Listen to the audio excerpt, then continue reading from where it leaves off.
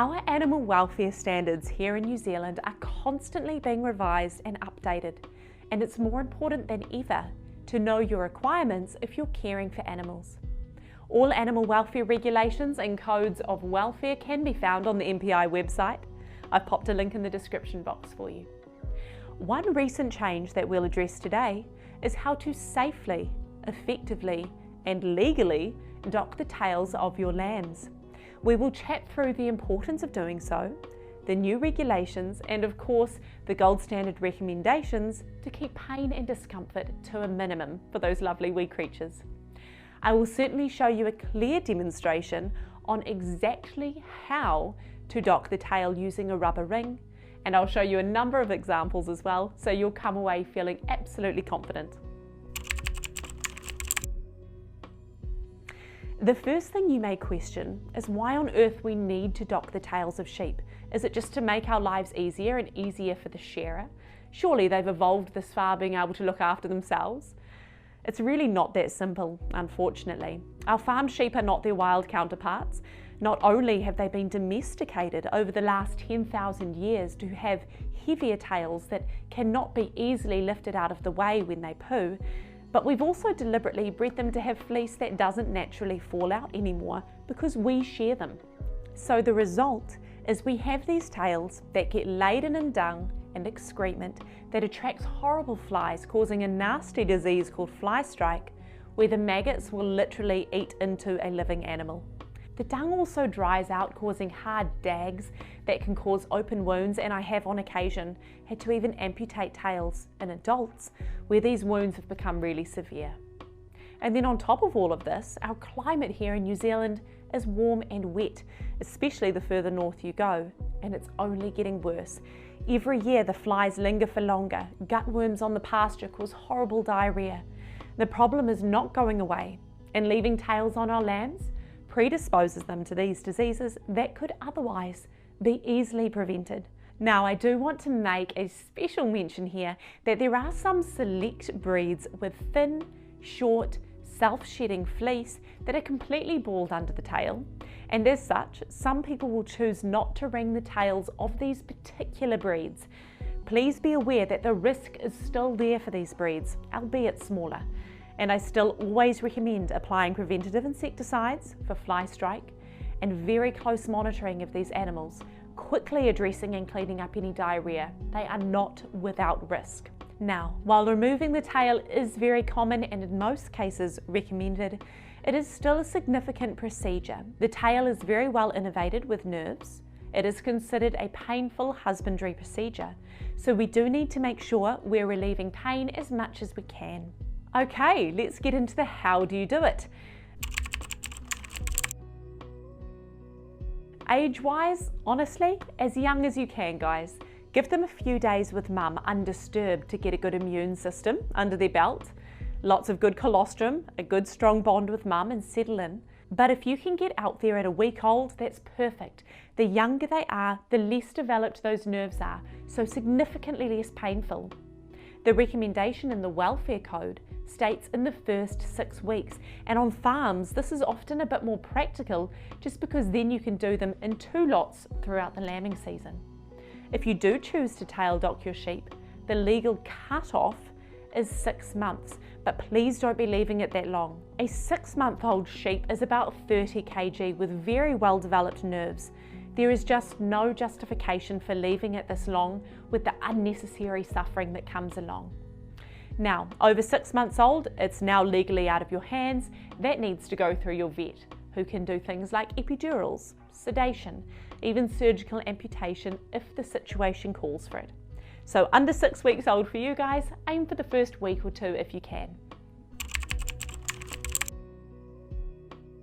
Our second consideration is vaccinations, all right? We are about to create a wound, so these little guys need protection from bacterial diseases like tetanus. So what you'll normally do at this stage is give what's called a lamb vax, which is a particular vaccine that just has a tetanus antitoxin in it and protects against a disease called pulpy kidney as well. If you're getting out there very young at a week or so old, this is all they need for now. and that'll carry them through until they're old enough to start their vaccination course.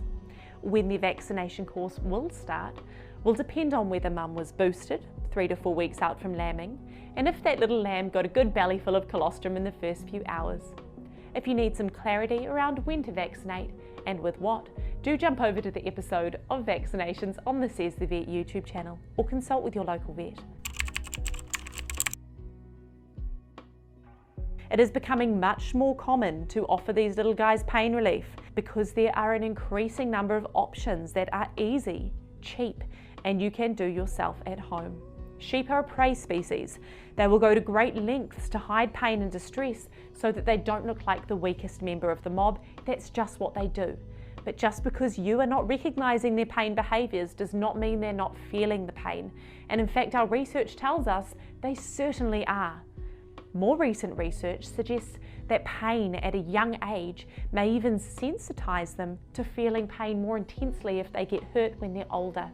So pain relief is absolutely a great idea. It's the ideal, and there are a number of options available for you now in the country. Just check with your local vet clinic to see what they stock and what they can offer. We have short-acting options to numb part of the tail using injectable local anaesthetic. Now, using a needle and syringe is more likely a vet task, but there is a nice little contraption on the market now called the Numb Nuts device, which is used by owners at home and is very quick and efficient for large numbers of lambs. These local anaesthetic options help by numbing part of the tail for up to 2 hours, which gets them over the initial acute pain phase, which we know lasts for 1 to 3 hours. A dull thud likely lingers for longer, so we also have some long-acting options, injectable 24-hour pain relief, or a similar product which absorbs across the gums in just 10 to 15 minutes. Really quick and easy, no needles involved. My clients love it. As a vet, I myself use a double-edged sword approach with short and long-acting pain relief, which makes the experience a real non-event for these little lambs. They don't feel a thing, no dropping and rolling, no crying out, no tail twitching. Right, so our lambs have had their lamb vaccine. They've had some pain relief where possible, and we are ready to go. You will be using a ring tourniquet application.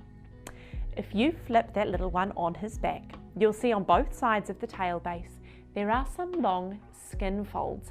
These are called the caudal folds. Now, the new regulations state that the ring cannot be put on any shorter than the end of those caudal folds, and there are a few reasons for this. Firstly, we cannot have the vulva and rectum exposed. They get sunburnt, they get fly struck up those orifices. Isn't that a chilling thought? So the length of that tail has to cover the vitals, guys.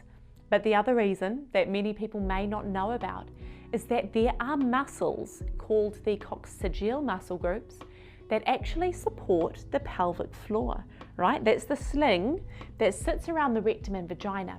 And these muscles actually anchor, they attach to the first few vertebrae down the tail. If we go whipping that tail off too high, we lose the integrity of those pelvic floor muscles, and your ewes will be much more predisposed to vaginal and rectal prolapses. Now, the causes of prolapses are many. There are a lot of potential contributing factors out there, but this is one of them. So make sure you can see those caudal folds, and the ring goes on at the end, if not longer, okay? Word of warning, guys, in a 1 or 2 week old lamb, these caudal folds are very obvious, but the older they get, the fatter the tail gets, and the caudal folds seem to fill in and magically shrink. So when placing the ring on, you always need to make sure it's long enough to cover the vulva, or where the vulva would be in a little lamb. You can't always rely on those caudal folds in older lambs. My other word of warning, and it may sound silly, but a lot of people get caught out, remember that ring is going to roll off the end of the little spikes. So lots of people will line the ring up perfectly with where they want it to go, but once they roll it off the end, it's magically ½ an inch higher than intended. So make sure you're lining up the end of the little spikes with where the ring should be. I hope that makes sense. That tail will usually fall off anywhere from 2 to 4 weeks later, depending on whether that ring happened to sit over a vertebrae or between the vertebrae. Do keep an eye on them. In warm weather they can attract flies, and very occasionally infection does set in. Now the welfare code does state that anyone doing this themselves at home does need to feel confident, experienced, or had some training. So if you haven't done it before, it's always a good idea to have a professional come and show you how for the first time. Then you may go forth and conquer. Thanks for checking in, guys. All the best for a very happy, healthy lambing season. Bye bye.